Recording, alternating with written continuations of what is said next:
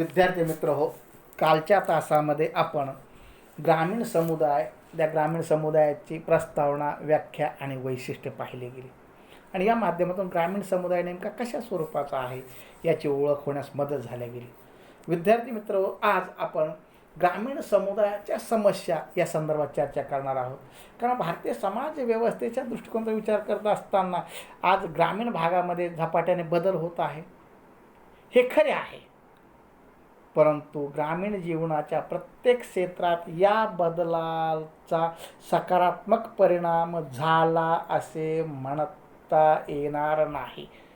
आजही ग्रामीण समुदाय परंपरागत स्वरूपाचा जुना रूढी विचार परंपरेचा अंगीकार करून जीवन जगत असल्याला आपल्याला पाहावयास मिळतो. आणि म्हणून बहुतांश खेड्यामध्ये दारिद्र्य, बेरोजगारी, निरक्षरता, कर्जबाजारीपणा, अंधश्रद्धा यासारख्या समस्या तोंड वासून उभ्या असलेल्या आपल्याला पाहावयास मिळतात. विद्यार्थी मित्र, कारण या परंपरागत जीवनामध्ये आधुनिक विचारांचा अंगीकार, आधुनिक विचारांचा स्वीकार या समुदायाने केला गेला आपल्याला पाहावयास मिळत नाही. आणि म्हणून आधी ग्रामीण समुदायाच्या जीवनामध्ये देखील आपल्याला अनेक प्रकारच्या समस्या पाहावयास मिळत आहेत.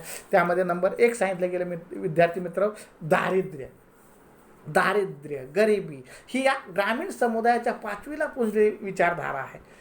आणि ही दारिद्र्य सामाजिक आर्थिक बाब बनली गेली आपल्याला पाहावयास मिळते. विद्यार्थी मित्र, समाजातील काही लोक त्यांच्या मूलभूत गरजा पूर्ण करू शकत नाहीत.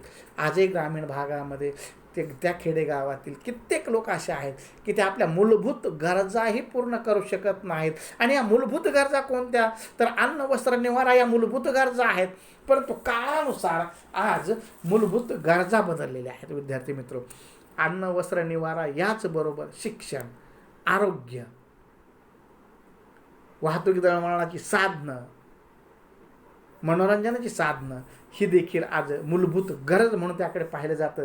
आणि या मूलभूत गरजा देखील या समुदायात भागवले जाऊ शकत नाही, तेव्हा दारिद्र्य व्यवस्थेत असतात. ग्रामीण भागातील बहुतांश लोक दारिद्र्य, बेरोजगारी अवस्थेत असतात. कारण ग्रामीण भागामध्ये जी शेती आहे ही शेती बहुतांश प्रमाणात पावसावर अवलंबून आहे, निसर्गाच्या कृपेवर अवलंबून आहे. आणि बऱ्याचशा वेळा वर्षा 2 वर्षातून एकदा दुष्काळच पडत असतो. आणि मग दुष्काळ जर पडला गेला तर शेती पिकत नाही, शेतीला पाणी नाही. आणि अशा वेळेस शेतीमध्ये पाणी नसेल तर त्याचा परिणाम शेतामध्ये पिकं येत नाहीत. आणि पिकं आली नाहीत तर या लोकांच्या वाट्याला दारिद्र्य येतं. आणि याची परिणती ह्या ग्रामीण समुदायाच्या वाट्याला दारिद्र्य अधिक पोहोचलं जातं किंवा त्यांच्या वाट्याला येतं. बहुतांश लोक दारिद्र्य, बेरोजगार अवस्थेत असतात. त्यांची आर्थिक परिस्थिती बिकट असते. विद्यार्थी मित्र हो, त्यांची आर्थिक परिस्थिती इतकी बिकट असते की काही कुटुंबांना 2 वेळचं अन्न मिळवणं देखील अवघड होतं. त्याचबरोबर अन्न, वस्त्र, निवारा या गरजा देखील पुरेशा प्रमाणात भागवल्या जाऊ शकत नाही. गरीब लोकांमध्ये लघु आणि अल्पभूधारक शेतकरी, शेतमजूर आणि ग्रामीण कारागीर यांचा समावेश होतो. कारण या लोकांकडे असणारी जमीन ही कशी आहे विद्यार्थी मित्र, लघु आणि अल्पभूधारक आहेत. एकतर लहान आकाराची आहे किंवा अल्पभूधारक आहेत. आणि ही जमीन जी आहे ही कोरडवाहू स्वरूपाची आहे की ज्या जमिनीमध्ये पाऊस आल्यानंतरच पीक घेतलं जातं. आणि बऱ्याचशा वेळा निसर्गाची अवकृपा होत राहते. आणि याची परिणती हा शेतमजूर आणि ग्रामीण कारागीर यांचा जीवनात अडचणी निर्माण होतात. म्हणून दारिद्र्य हे या समुदायाचं एक महत्त्वाचं आणि भीतीदायक स्वरूपाची समस्या म्हणून आपण त्याकडे पाहू शकतो. नंबर 2 मित्रांनो सांगितलं की निरक्षरता. शहराच्या तुलनेत जर विचार केला गेला तर ग्रामीण भागामध्ये निरक्षरतेचे प्रमाण अधिक आहे. आजही हा समाज शिक्षणापासून दूर आहे, शिक्षणापासून लांब आहे. प्रत्येक बालकाचा शिक्षण हा मूलभूत हक्क आहे. यासाठी शासनाने विशेष तरतुदी केल्या गेल्या, उदाहरणार्थ सर्व शिक्षा अभियान असेल. परंतु प्रौढांमध्ये निरक्षरतेचे मोठे प्रमाण आजही कायम आहे. आणि ते बालकांना शाळेत पाठवण्यास, शिक्षण देण्यास बऱ्याचशा प्रमाणात नाखुश असतात. अर्थसंकल्पात ग्रामीण भागासाठी तुटपुंज्या तरतुदी हे त्यामागचे कारण आहे. कारण ग्रामीण भागामध्ये आर्थिक विकासासाठी जर चालना मोठ्या प्रमाणावर दिली गेली तर या लोकांचं दारिद्र्य कमी होईल.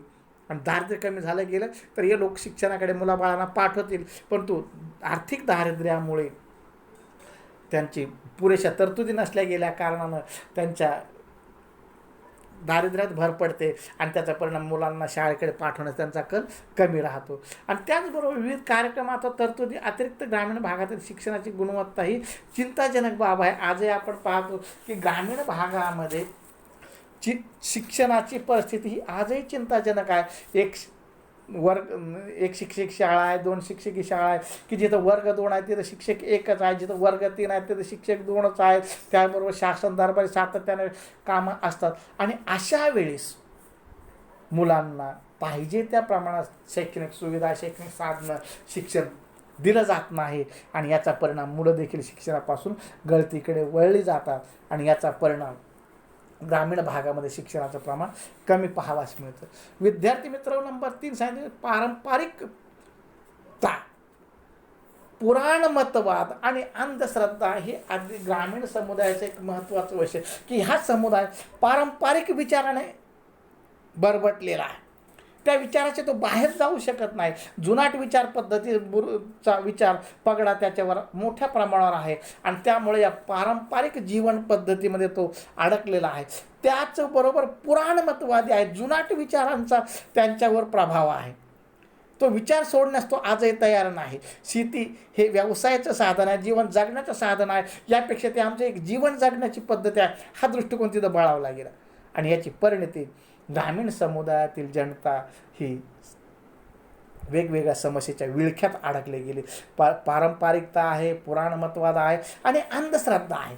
आजही हा समुदाय अंधश्रद्धेच्या गर्तेत अडकला गेलेला आहे. आजही कोणताही समस्या जर निर्माण झाली गेली तर त्याचा उपाय शास्त्रीय दृष्टिकोनातून पाहण्याऐवजी अंधश्रद्धेच्या दृष्टिकोनातून पाहिला जातो. उदाहरणार्थ मूल आजारी पडलं तर त्याला कोणता आजार झाला असावा, कशामुळे झाला असावा, कोणत्या डॉक्टरकडे घेऊन जावं याचा विचार करण्याऐवजी कोणत्या देवरशाकडे घेऊन जावं हा विचार इथं बळावला जातो आणि या माध्यमातून या देशामध्ये बालमृत्यूचं प्रमाण आपल्याला अधिक पाहावयास मिळतं. म्हणजे हे अंधश्रद्धा आहे आणि हे अंधश्रद्धा ठेविले आनंदी तैसेचे राहावे ही भूमिका वाढीस लागल्या जाते आणि याची परिणती प्रगतीचा मार्ग चोखळला जात नाही. जे नशिबात आहे तेच घडेल हा दृष्टिकोन इथं वास्तव्य करतो आणि त्यामुळे प्रयत्न केल्याने होत आहे आधी केलेच पाहिजे हा जो विचार आहे, प्रयत्नवादाचा जो विचार आहे, हा प्रयत्नवादाचा विचार इथे या अंधश्रद्धेमुळे कमी पडतो आणि याची परिणती या समुदायाच्या विकासाला चालना मिळण्याऐवजी हा समुदाय या अंधश्रद्धेच्या गर्तेत अडकतो आणि याची परिणती त्यांच्या जीवन पद्धतीला अडचणी निर्माण होतात. आजही त्यांच्या जीवन पद्धतीमध्ये पारंपरिक रूढी, धर्म, जीवन पद्धतीला आजही महत्त्व दिलं जाते. अशी जीवन पद्धती आणि दृष्टिकोन बदलण्यासाठी ग्रामीण लोक प्रतिकार करतात. इथे लोक बदल म्हणजे सहज स्वीकारत नाहीत. कोणताही बदल सहजासहजी स्वीकारला जात नाही. अनेकदा त्या बदलाला प्रतिकारच करतात. अनेकदा त्या बदलाला प्रतिकारच करतात आणि त्याची परिणती या घातक दृष्टिकोनामुळे समाज विकासाला विद्यार्थी मित्र चालना मिळत नाही आणि म्हणून पारंपरिकता, पुराणमतवाद आणि अंधश्रद्धा ही देखील आधी ग्रामीण समुदायाच्या जीवनात एक मोठी समस्या आहे. विद्यार्थी मित्र नंबर 4 सांगितलं गेलं आहे जाती व्यवस्थेचा प्रभाव. भारत हा खेड्यांचा देश आहे आणि या खेड्यांच्या देशामध्ये जाती व्यवस्थेचा पगडा अतिशय पक्का आहे, घट्ट आहे. का तर या जाती व्यवस्थेनुसार पारंपरिक हक्क, अधिकार आणि दंड या बाबी आजही फारशा नजरेत पडत नाहीत. परंतु जाती व्यवस्था लोकांच्या विचारात इतकी भिनली आहे की सामाजिक संबंध या व्यवस्थेमुळे आकार घेतात असे असले तरी दैनंदिन आयुष्यातील व्यवहारामध्ये मात्र ग्रामीण लोक एकमेकांना सहकार्य करतात. जाती व्यवस्था ही इतकी पराकुटीला जाऊन भिनलेली आहे की त्या माध्यमातून त्यांचे सामाजिक संबंध आकार घेत असतात. मग कोणी कोणाशी कसं वागावं, कोणाकडून कोणता आहार घ्यावा या वेगवेगळ्या गोष्टी इथं वास्तव्य करतात आणि या माध्यमातून या समुदायाच्या विकासाला चालना मिळते. म्हणून विद्यार्थी मित्र ग्रामीण समुदायामध्ये प्रामुख्याने आपल्याला हे पाहावयास मिळेल की जाती व्यवस्थेचा पगडा हा अधिक असतो आणि प्रत्येक कालखंडामध्ये वेगवेगळे जातीचे सण उत्सव समान असतात, त्याला सर्वांची मान्यता असते. प्रत्येक जातीचे वेगवेगळे उत्सव असतात आणि ते उत्सव आनंदाने स्वखुशीने साजरे केले जातात आणि त्या माध्यमातून त्या सर्वांची त्याला मान्यता देखील असते. विद्यार्थी मित्र हो, अलीकडील काळामध्ये ग्रामीण समुदायाच्या संदर्भात ही महत्त्वाची एक समस्या भेडसावते आहे. पहा, शेतकऱ्यांची आत्महत्या. शेतकरी आत्महत्या ही समस्या प्रामुख्याने भारतात गंभीर स्वरूपाची बनली आहे आणि भारतामध्ये विशेषतः ग्रामीण भागामध्ये, विशेषतः महाराष्ट्रामध्ये या समस्येने उग्र रूप धारण केलं गेलं पाहावयास मिळतं. कारण येथील बहुतांश लोकसंख्या उपजीविकेसाठी शेतीवर अवलंबून आहे, शेतीवर आधारित आहे. आणि आजही आपण पाहतो की आत्महत्या केलेल्या शेतकऱ्यांपैकी अधिक शेतकरी ही कर्जबाजारी होते. कारण हा शेतकरी जिरायत भागातला शेतकरी आहे, हा शेतकरी अल्पभूधारक आहे, हा शेतकरी दारिद्र्यरेषेखालील आहे आणि त्यानं शेतीसाठी बँकांकडून कर्ज घेतलं गेलं, ते त्याच्याकडून परतफेड झाले गेले नाही, तर अशा वेळेस पुन्हा बँका कर्ज देत नाही आणि मग शेतीची बी बियाणं असतील, मशागत असेल, खते कीटकनाशके असतील, अवजार असतील, यासाठी कर्ज घ्यायचं म्हटलं गेलं तर त्याला सावकाराकडे गेल्याशिवाय पर्याय नाही. आणि सावकार त्याच्या गरजेची तीव्रता, त्याचं अज्ञान या गोष्टींचा विचार करून त्याला कर्ज देतो, पण तो कर्ज देत असताना त्या व्याजाचा भाव चढ्या दराने असतो आणि मग पुढे चालून योगायोगाने शेतामध्ये चांगलं पीक आलं तर ते सावकाराचं कर्ज फेडलं जातं. परंतु दुर्दैवाने आपली शेती निसर्गावर अवलंबून आहे आणि निसर्ग हा शेतकऱ्याला कायम धोका देत असल्याला आपल्या इथं पाहावयास मिळतं.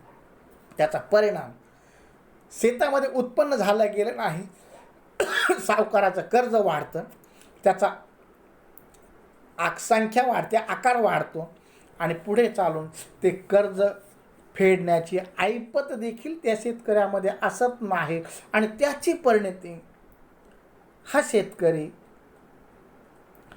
कर्जाच्या ओझ्याखाली वाकून जातो. आता आपल्याला फेडणं शक्य नाही, आपल्याच्याने फेडणं होणार नाही, मग यातून सुटका काय, तर हा शेतकरी आत्महत्या करतो. आणि विद्यार्थी मित्र हो, या संदर्भात शेतकऱ्याची समस्या, ही आत्महत्या समस्या आज मोठ्या प्रमाणावर ग्रामीण भागामध्ये आपल्याला भेडसावताना दिसते आहे. आज काही क्षेत्रात आर्थिक सुधारणा सकारात्मक आहेत, त्यांच्या बदलही झाला आहे. हे मात्र नक्की की सुधारणेचा नकारात्मक परिणाम हे पाहावयास मिळतो की प्रत्येक ठिकाणीच सुधारणा झाल्या आहेत असं आपल्याला दिसून येत नाही. विद्यार्थी मित्र हो, नंबर 6ची समस्या सांगितली गेली आहे की स्त्रियांचे सामाजिक स्थान हे दुय्यम आहे. आजही ग्रामीण भागामध्ये कुटुंब, धर्म, रूढी आणि पारंपरिक नियंत्रणामुळे समाजात स्त्रियांना दुय्यम स्थान, कनिष्ठ स्थान हीन लेखले जाते. समाजाच्या प्रत्येक स्तरावर पितृसत्ताक मूल्य आणि या पद्धतीचा पगडा असतो. पितृसत्ताक मूल्य, पुरुषप्रधान संस्कृतीचा पगडा असतो आणि यामुळे समाजात दुजाभाव निर्माण होतो आणि हा दुजाभाव लिंगभेदाबाबत ठाम मत तयार होतात. मुलगा जन्माला आला तर कौतुक केलं जातं, मुलगा जन्माला आला तर पेढे वाटले जातात, पण मुलगी जन्माला आली तर आईवडिलांच्या कपाळावर आठ्या पडतात. मुलगी जन्माला आली तर आईवडील तिच्याकडे दुर्लक्ष करतात. मुलगी जन्माला आली तर ते अर्भक कुठेतरी टाकून देण्याचा प्रकार देखील या ग्रामीण भागामध्ये पाहावयास मिळतो. आणि म्हणून स्त्रियांचं दुय्यम स्थान हे देखील या ग्रामीण समुदायाचे एक महत्त्वाचं वैशिष्ट्य आपल्या इथं पाहावयास मिळतं. विद्यार्थी मित्र हो, शेवटचं वैशिष्ट्य सांगितलं कौटुंबिक वाद. ग्रामीण भागामध्ये जमिनीच्या मालकी हक्कावरून कौटुंबिक वाद होतात आणि ही बाब नवीन नाही, ती परंपरागत पूर्वीच्या कालखंडापासून आजपर्यंत चाललेली आपल्याला पाहावयास मिळते. आणि त्यामुळे अनेक संयुक्त कुटुंब उद्ध्वस्त झाले गेले. कुटुंबातील अनेक सदस्यांमध्ये जमिनीची वाटणी झाल्याने जमिनीची तुकडीकरण झालं गेलं आणि ह्या तुकडीकरणाने या जमिनीमध्ये पिकं घेणं देखील शक्य होत नाही. कारण एका जमिनीचे अनेक तुकडे झाले गेले, मशागत करणं देखील परवडत नाही. उदाहरण सांगायचं झालं गेलं तर एक एकर इतक्या लहान जमिनीचा जर 4 भागामध्ये विभागणी करण्यात आली तर अशा जमिनीच्या पिकावर लागवड करणं आर्थिकदृष्ट्या परवडत नाही. पहा, 1 एकर म्हणजे 40 गुंठे आणि त्याचे जर 4 भाग झाले तर प्रत्येकाच्या वाट्याला 10 गुंठे येतात आणि या 10 गुंठ्याची मशागत करणं देखील त्या शेतकऱ्याला परवडत नाही आणि यामुळे या मालमत्तेच्या तंट्यामुळे ग्रामीण भागातील शेतकरी मोठ्या प्रमाणात नुकसान होत असलेले पाहावयास मिळतं.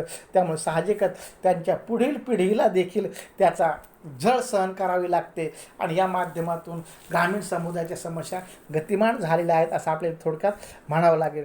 विद्यार्थी मित्र, आज आपण येथेच थांबू. उद्याच्या तासाला ग्रामीण विकासाचे प्रयत्न कोणकोणत्या अंगाने झाले गेले याची चर्चा करणार आहोत. धन्यवाद.